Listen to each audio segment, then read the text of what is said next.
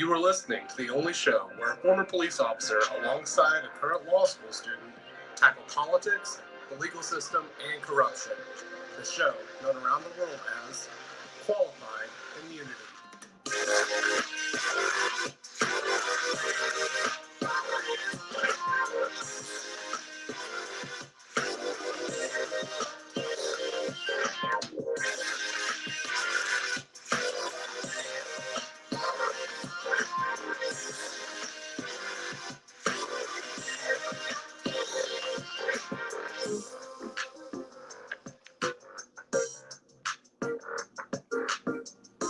And here we go. How are you? I'm good. You sure? Oh, Are you positive? Do I need to not be? I don't know. That's up to you. Oh, okay. I think I'm fine. I'm not your girlfriend or your boyfriend or whatever. I'm not here to change your mood. Wait. What? What? Shut up. Welcome to Qualified Immunity. The show known around the world as Qualified Immunity. And people laugh that that's in our intro, but it actually is. We actually have listeners in 4 different continents, which I think is kind of cool. Wow. That's, I mean, what? There are 7, but, take one of them out because nobody officially lives there. But, There's a bunch of scientists live in Antarctica. Are they listening? Oh, I don't know. Like the day we get a listener and it pops Antarctica, I'm going to be like, #made it. Worldwide. Like that means at that point I've got one of like 19 people in Antarctica who are listening. If you're watching this live on Twitter, Facebook, or YouTube, you get to see this or hear it a couple days early, because this will not actually come out until Wednesday. You're welcome. Okay. Here's your trigger warning. We're gonna talk about something that's a little controversial. I say little.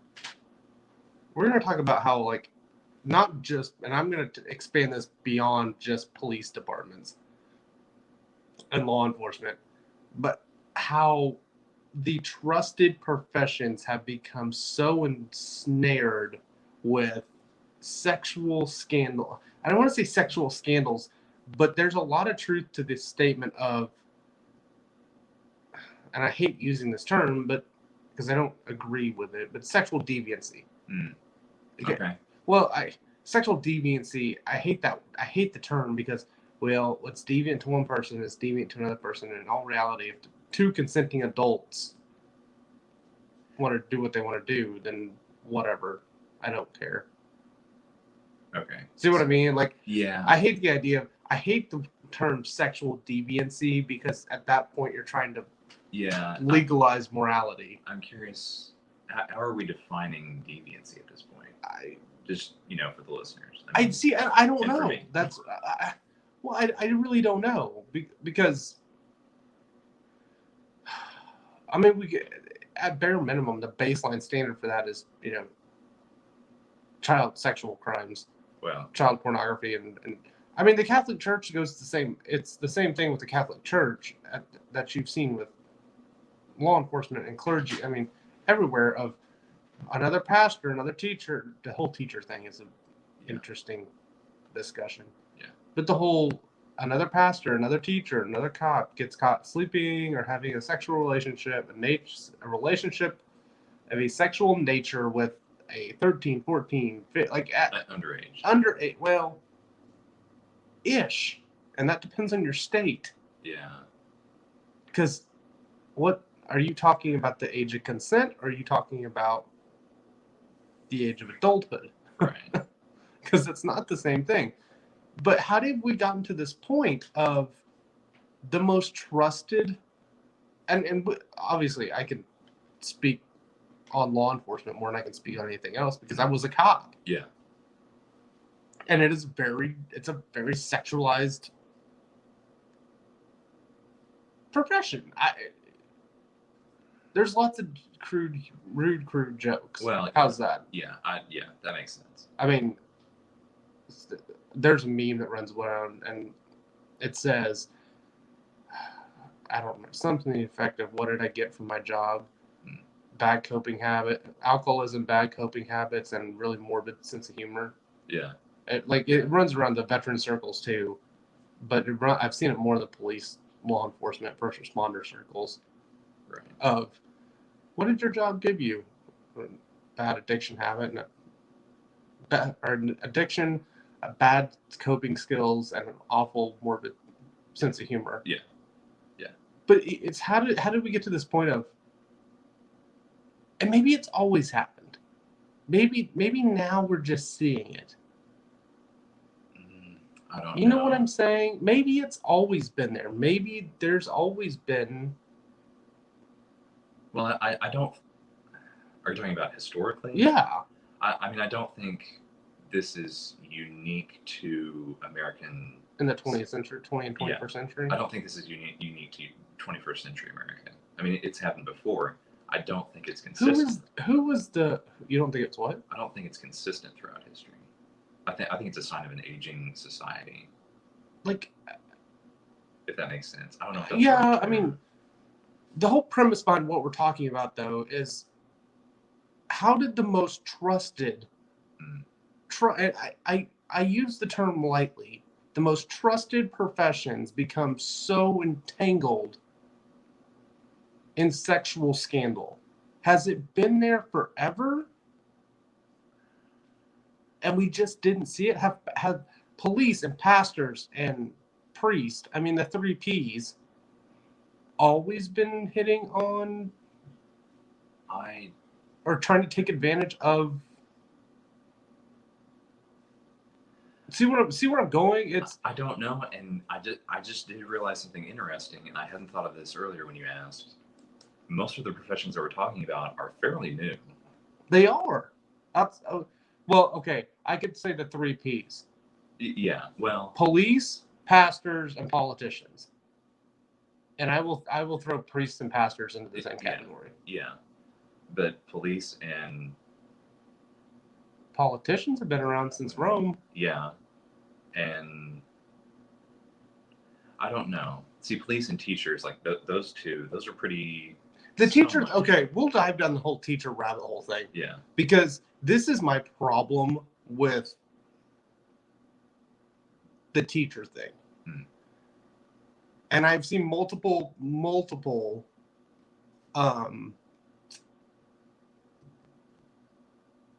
stories. Okay, yeah. Where it's the teacher's 21 or 22, the student's 18. Yeah. Which is only a 4-year gap. That's not. That doesn't make it okay. That's it. Are you arguing that it does? I'm arguing it's not a crime. Okay.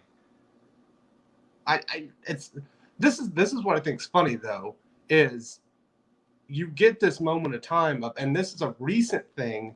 It used to only get charged if it was a male teacher and a female student. Now you're starting to see the opposite, and it's one of those.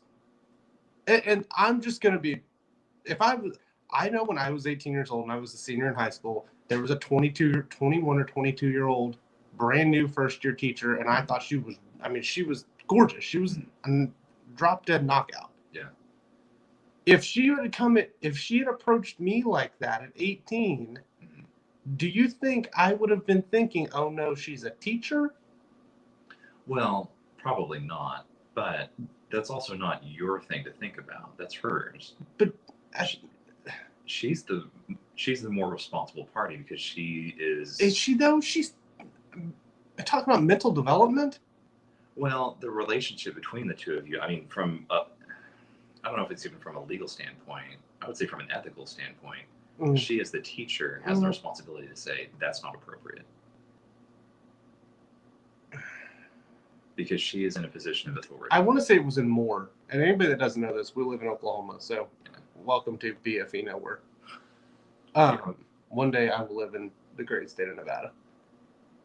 One day. But I want to say it was in Moore, where she was 22, he was 18, and they charged her for it.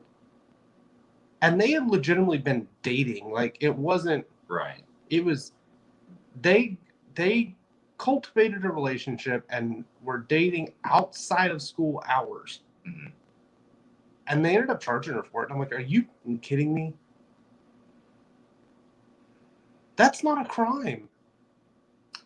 Well, as far as age goes, no, it's not. No, it's not. I don't think. What they end up charging them for is because they met at school.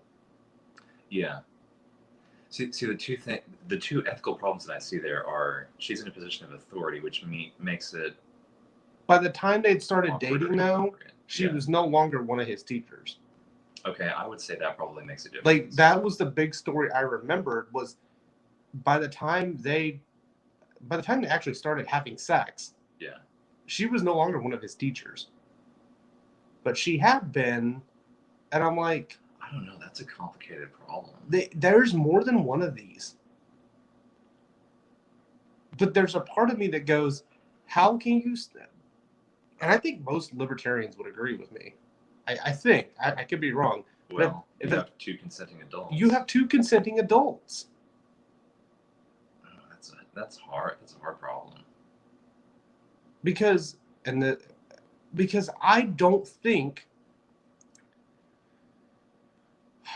I don't think that teacher has enough power.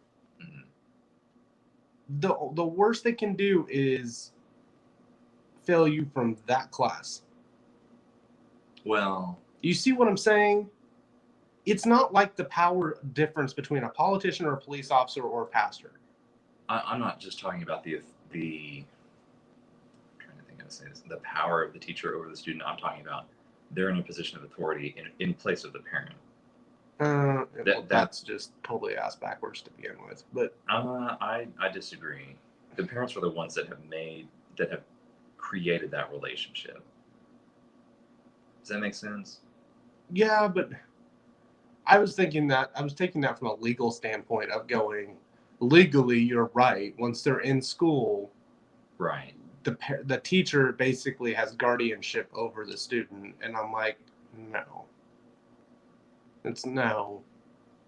From an ethical standpoint, because the See, I don't think it is. you don't think there's a problem there? I don't think a teacher or a pastor should ever take the place of a parent. Like, should ever have the same power and authority as a parent. Well, I mean, they don't. Because but, I grew up in a church. Well, they do, and well, it gets only to a certain extent. Ugh. Go to some. I grew up in a church that pastors and teachers basically took on the mantra of they were your parent when your parent wasn't around, and a lot of the trouble I got into was it was like, you're not my dad. This is a really complicated issue. I didn't come here prepared to talk about this. Sorry. Okay. Well. You know what I mean, though? You get to this moment of, you're not my dad. Yeah. Which is a very, very touchy subject. Because it takes a village. Okay, Hillary. I get bent. Oh, and by the way, anybody that ever calls Tulsi Gabbard a Russian asset ever again, she's literally rebuilding crap I almost said Afghanistan. She's literally rebuilding villages for Americans in Alaska. Somebody told me that the other day. I was like, oh. That Tulsi was a Russian asset? Yes. And I was like, oh, okay. I wish you would have given him my phone number. I was like, whatever. You should call this guy and ask him what he... It was some like 80-year-old boomer who watches Fox. I don't know if it was Fox or CNN. They're the same thing to me. I really just don't care which one you're watching. I saw a tweet that said Tulsi Gabbard is currently in Alaska serving our nation, while people who have nothing better to do than binge watch Netflix at home are calling her a Republican, a Russian asset, and a traitor to the country she put her life on the line to serve. Talk about privilege. I don't know. That Alaska, that's pretty close to Russia. Shut up, Sarah Palin. My God. Can you see Russia from your back porch? No, but I did brag to somebody the other day from my back porch. I can see some grain elevators that are 9 miles away. That's because live in the middle of nowhere. Yeah, I live in the middle of nowhere. There's no obstruction. Oh my God! Look at there. What's that? It's a bird. It's a plane. No, it's a crop duster. Well, it's a plane. But how did we get? How did we just? I don't get it. I mean, I know humans are sexual natures, or sexual beings. But how did we get to the point of? And somebody said it, and it's anyone in power. Yeah, well, that's where I was. That's what I was thinking about before we got into the whole teacher thing. All of the classes that you've mentioned are privileged classes to some extent. And I don't think teachers should have power like that. No, I don't think so either. How we have lumped in how we have lumped in and equivalated the power a police officer or a politician has and made teachers equal to that is scary. That should scare the hell out of people. Well, living in Oklahoma and being in tune to Oklahoma politics, here in this state, teachers are as privileged as any other class. Oh, the teacher union, the OEA in Oklahoma has more power than any police union. I mean, they can. I honestly believe that. They can do pretty much whatever they want. Yep. As far as a union goes. I'm not sure. Is there an actual union, not a lobbyist group, but an actual union, at least in Oklahoma, if not nationally, that has more power than NEA or OEA? Sorry, you said nationally or locally? Either.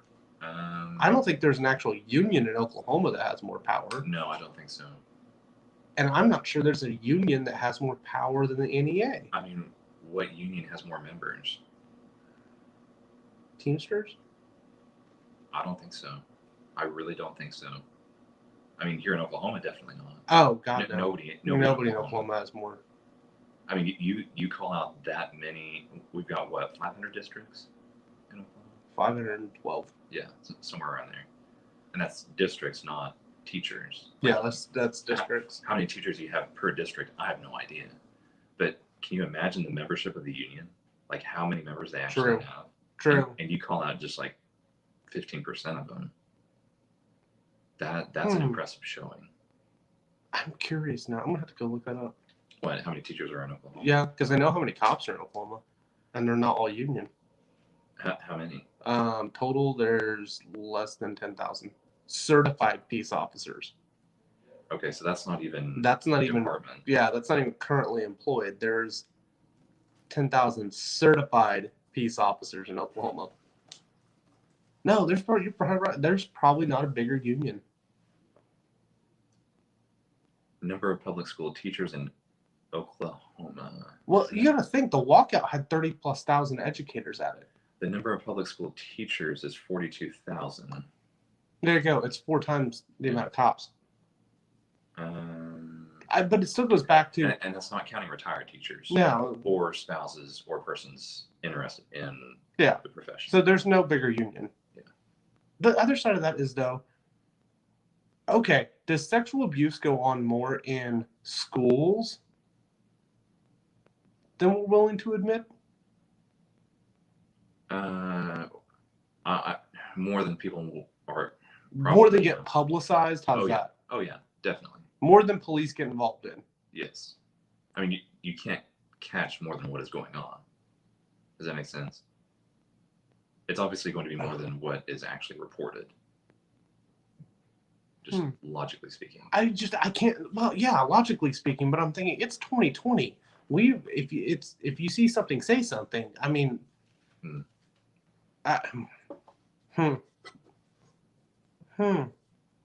Okay, so how do you? I hate to say it this simply. How do you stop it? Have we really come to a point in society where we are so desperate and so over-sexualized? And there's a fine line, because I think consenting adults should be able to do whatever consenting adults want to do. But have we legitimately come to the point where if you give anybody power, which granted somebody's always going to have power, that's the bastardization of human nature, is somebody will always have power. But if we really come to a point to where in America in 2020, whole groups of power are now automatically untrustworthy because one, they'll either beat you, or two, they'll rape you. I mean, I watched a video, and granted it was from June, but I watched a video of police in New Jersey beating the hell out of a lady because she wouldn't show her ID on a beach. You can't do that. And I'm like, what is wrong? Like, one of the guys at work sent it to me, and they're like, is this legal? I'm like, No. And I thought about it going, Jersey's a stop and ID state. And then I was like, I had to go back, and I was like, it might be, she wouldn't, it's a stop and ID state, but they have probable cause, and she wouldn't show her hands. But non-compliance is not cause for... I mean, I'll send it to you. I think they sent it to me on Instagram. But I'll send it to you, and you're like, they're literally kicking her in the head. Yeah. Which, if anybody else were doing it... Oh, yeah, it's attempted homicide. Yeah. It's aggravated assault on a good day, and attempted homicide and a bad one, depending on the prosecutor. Yeah. But there's story after story after story, and I was going to line them up, and I got actually kind of sick of reading them, of how many cops are out there, and it's lick it or ticket. Yeah. And I'm like, what is wrong with you? Well, no. You asked how you stop that. I mean, the root cause of that is, number one, they have the authority that they can actually do it. Well, and I will say this too. The majority that goes on are in democratically ruled cities, like major urban areas. Have I seen some out in the sticks? Yes. I think, see, you drew out the Democrat thing. I don't think that's necessarily the problem. I think it's the urban problem. Well, most urban areas are. Yeah, that's inherently true, but I don't think the political issue is what's the problem. No. I think it's the urban problem. Yeah, and it gets urban. Like, the more, because I think bigger police departments, whether you realize it or not, or intend to or not, have less direct supervision and accountability to the people they police. Mm-hmm. Yeah, that's exactly what I was going to say. And big police departments try to have accountability, but the more people, the less accountability in anything. Yeah. In anything. I think one of the big problems with urban police departments is that they can pull somebody over, and whatever happens during that stop, when that person leaves, there's a good chance they'll never see that person ever again. Oh, yeah, 100%. I think that's a big part of the problem, because just around here, I mean, I've been stopped I don't know how many times, because, my driving habits. You have a lead foot from the left side of hell. Yeah. There are OHP officers, which Oklahoma Highway Patrol, troopers. Sorry. What did I say? Officers. Sorry, troopers, not officers, apparently. They're state troopers. But I've been stopped enough times. There are some of them that I recognize. Like, I know their name. Yeah. And, like, I don't get favors out of that, but I'm pretty sure that I don't have to worry about them, shooting me, beating me up, whatever. Because people know That's them. your white privilege. No, I don't think it is. I think it's because I know who Sorry. they are. I mean, if you're saying that my white privilege is that I live out in the country, then yeah, kind of. Because I don't know very many minorities that do, other than maybe Hispanics. Although they I was like, yeah, never mind. Not going into that one. But legitimately, you're talking. I agree with you, but there's still multiple. The problem is you get too small. Yeah. And I've seen you get too small,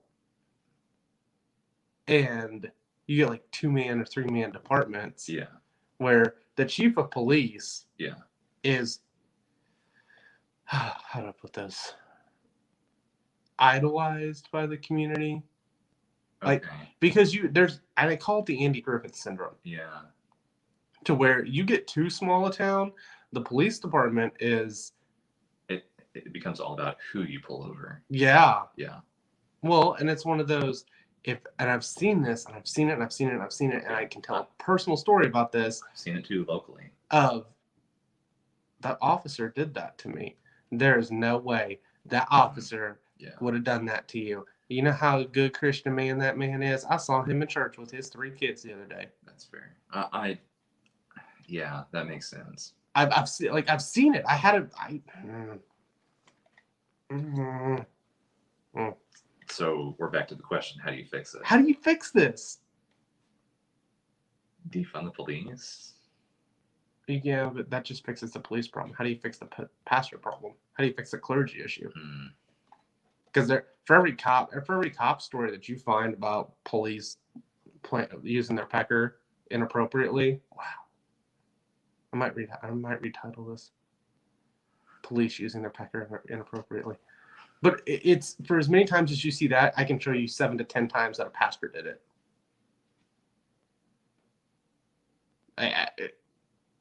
Not to mention politicians. And I will say this right here now: if you think for a half a second that your favorite politician's super innocent, you've never stepped foot in Washington, D.C. Yeah.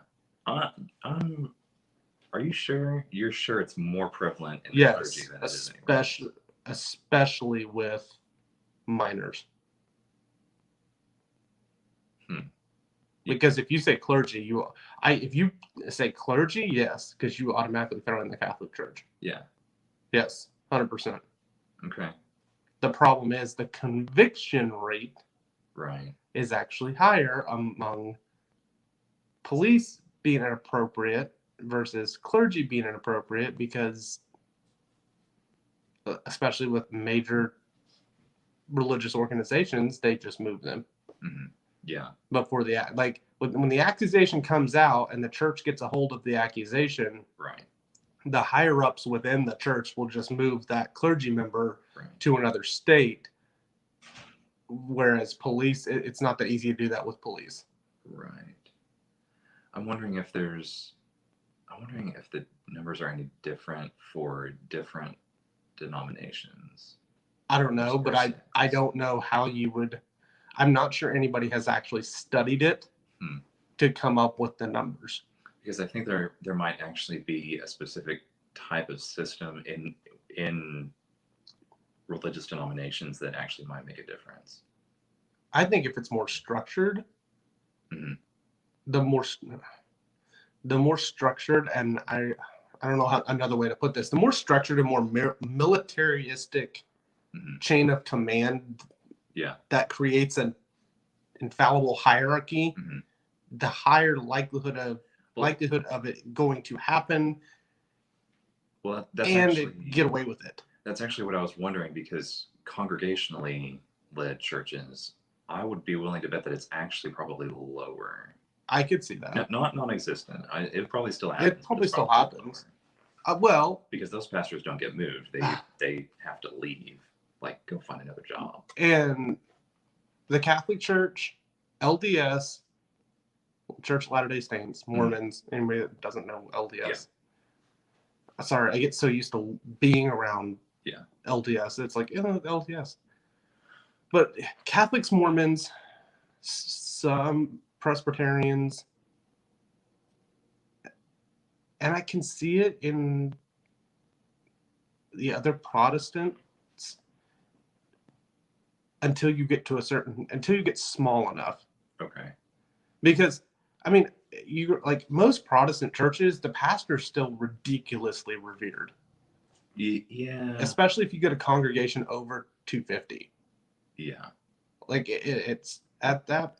Well, that's the other thing. I've spent most of my time in congregations that were less than 100. So yeah, and I was like, I grew up in a church that had 600 people in it. Yeah.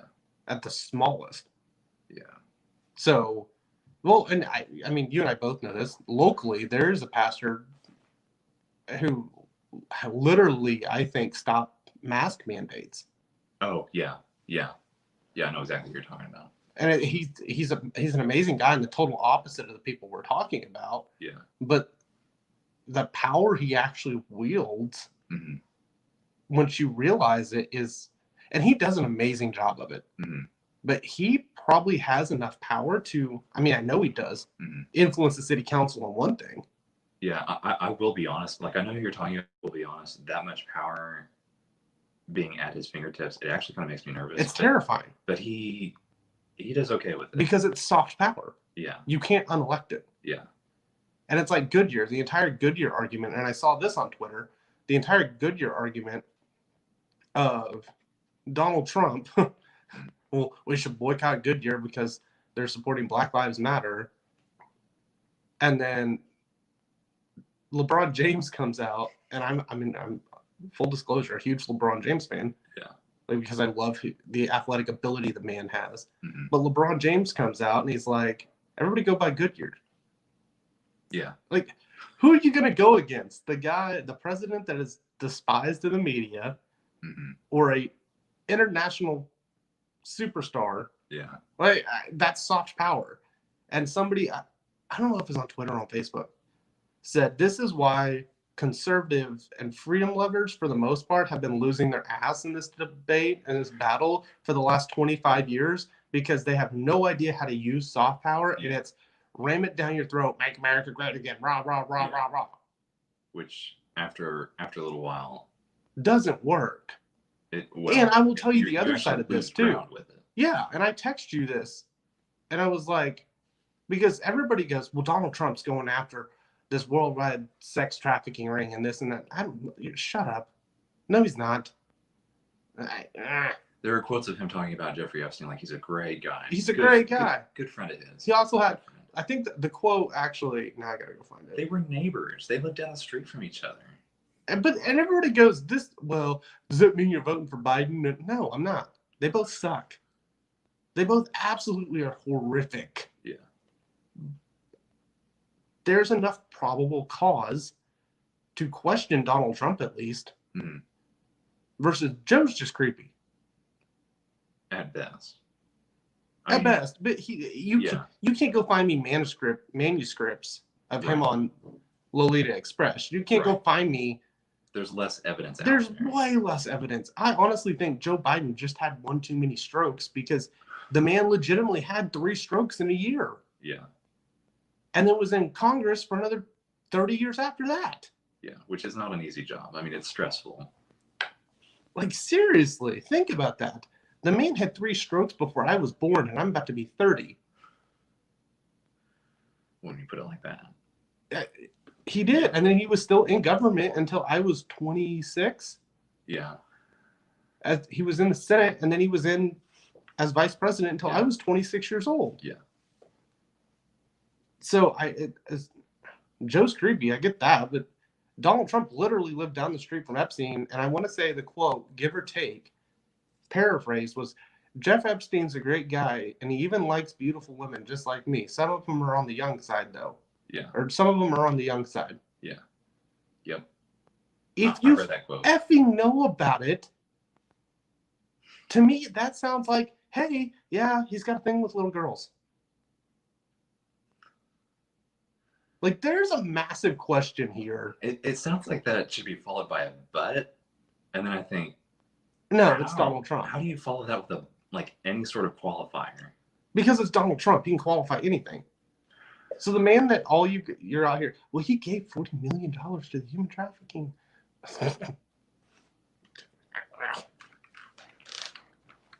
I don't think remotely you're going to convince me that Donald Trump is legitimately. Now, do I believe that the whole Q thing could be real? Maybe. Either that or it's a bunch of crazies. Well, the other side of that is, does Donald Trump actually give a flying shit about stopping human trafficking and stopping child sex abuse in the United States? No, he does not care one bit. There's no sign that he cared until this year.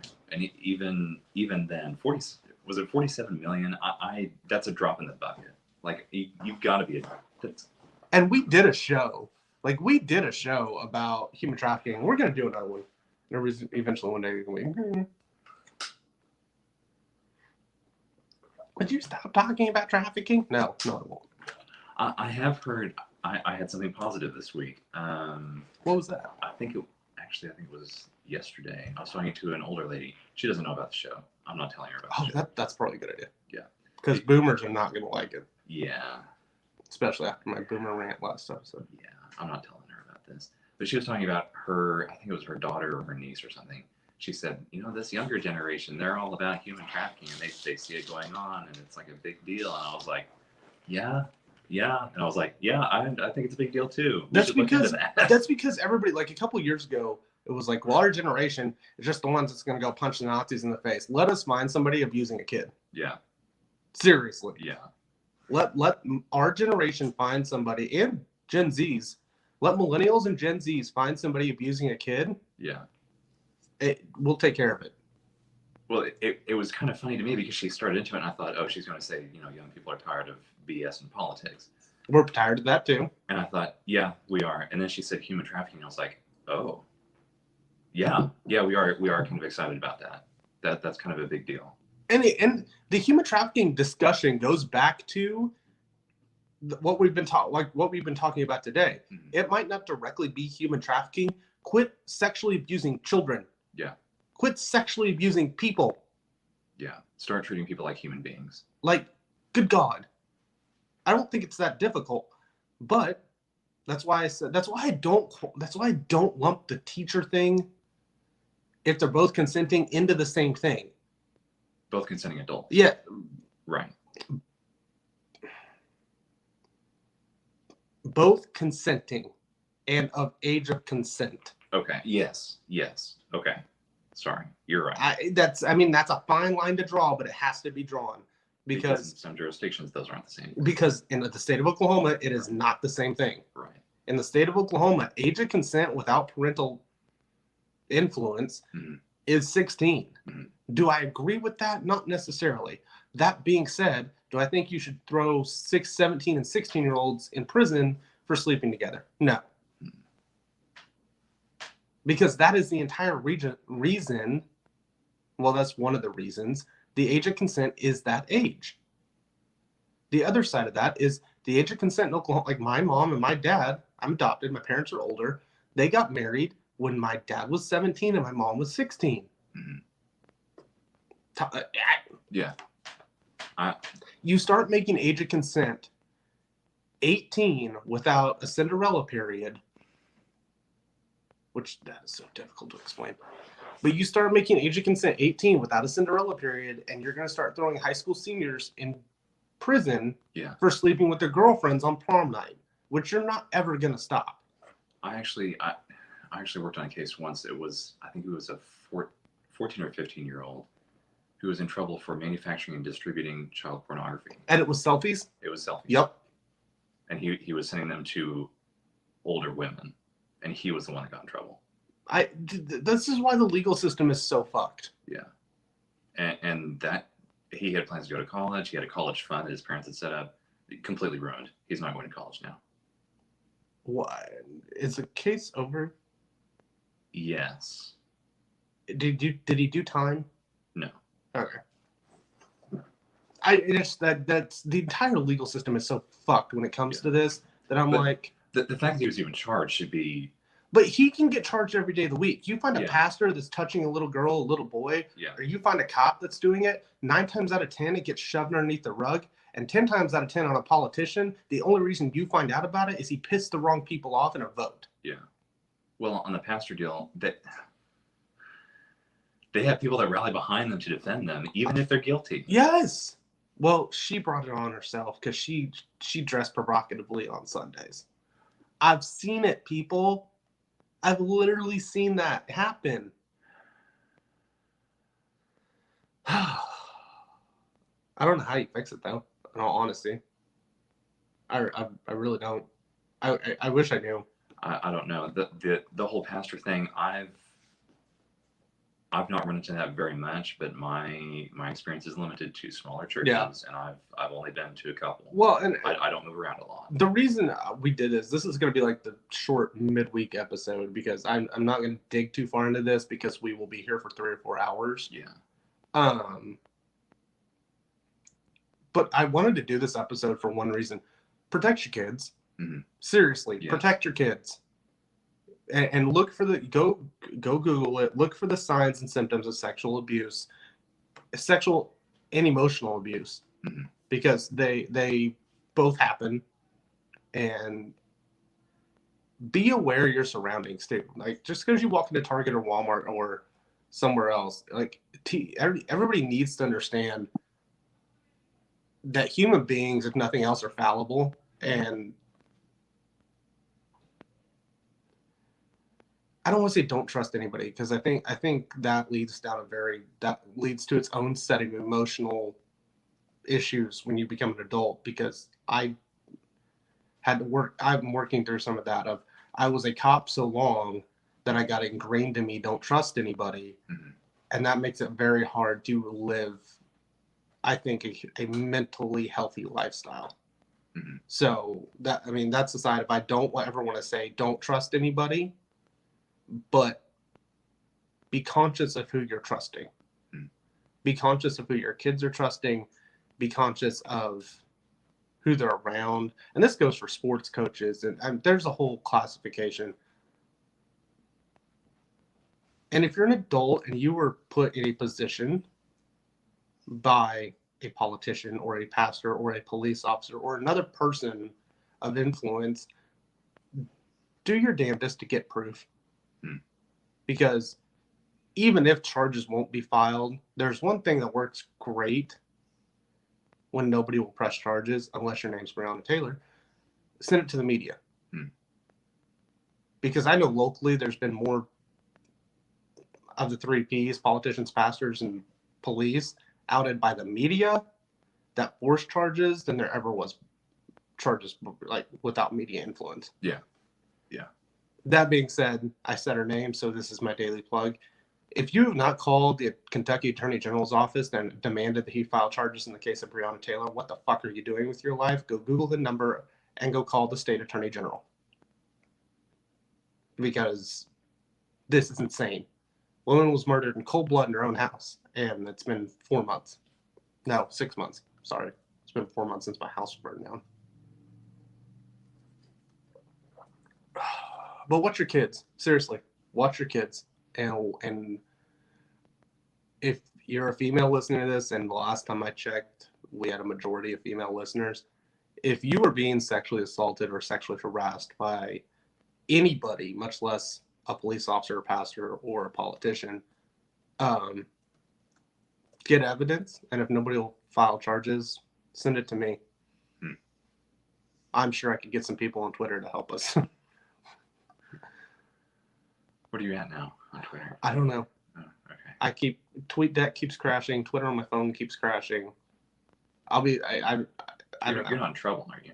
No, it keeps like, and done. Hmm. I know it's over 5. Okay, well. Like hashtag Yeah. road to 10,000.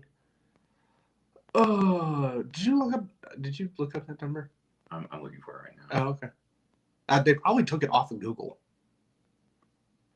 because there was something like 50,000 people had called. Kentucky Attorney General, right? Yeah, Kentucky Attorney General.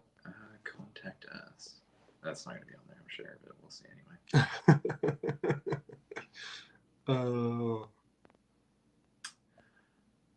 Well, okay, hang on. Ooh, you got it? The Kentucky Attorney General main switchboard. That'll get you somewhere. Yeah, they'll get you somewhere. 502-696-5300.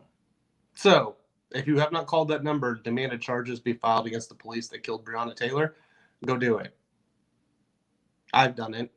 They also have a fax number. Oh, God. It's like Revenge of the Nerds over there. He's going to start faxing them. I can see it. You know what I do when okay, so when somebody really like messes with me, you know what I do? You fax them something?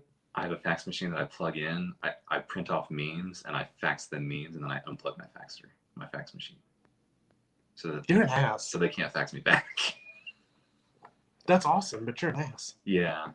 And then I'll run it through 3 or 4 times just to waste their paper. Oh my God. If you're curious, their fax number is 502-564-2894. And what's the phone number one more time? The phone number, the main switchboard phone number is 502-696-5300. Again, 502-696-5300. Call and demand charges be filed against the people who murdered Breonna Taylor. And watch your kids. And watch your kids everywhere you go. Boys, girls, it doesn't matter. Watch your kids. And anybody who ever sexually assaults you or your children, and charges will not be filed, and you have some form shred of proof, send it to me. We'll make it go viral. I made one video and I'm at 1.5 million views, so I can make something go viral. That being said, how many social medias are you? Oh, never mind. Tell them your only social media. I'm on the Twitter at the Lucas Cohen. I also have Keybase, but whatever. Nerds. Whatever. Nothing. Nerds. You can follow me on Twitter, Facebook, Instagram, Snapchat, TikTok, LinkedIn, YouTube. All of it. You can follow all of me everywhere. On if it's a social media platform, type in Greg J. Ingle, GREGJINGLE. And if it's a social media platform and that doesn't work, type in Qualified Immunity Podcast, because we have a Facebook page. We are also on every single podcast outlet that I can think of, that I know about. So we're on Apple, Stitcher, Spotify, Anchor, Overcast, and about 9 more that I can never remember. Leave a review, comment, do it all, and subscribe, download. You guys are the ones that are going to make this podcast go forward. You're the ones that are going to make this nothing turn into something. And so far, it's been an amazing response, and I can't thank you guys enough. With that being said, screw up your tagline. Vote bold, vote goal, JoJo 2020. And I'm going to end this the same way we always end it. Oh, yeah, he actually got it right. But Okay. yeah, he got it right. For my favorite music festival in the entire world, live today, love tomorrow, and unite forever. Later, guys.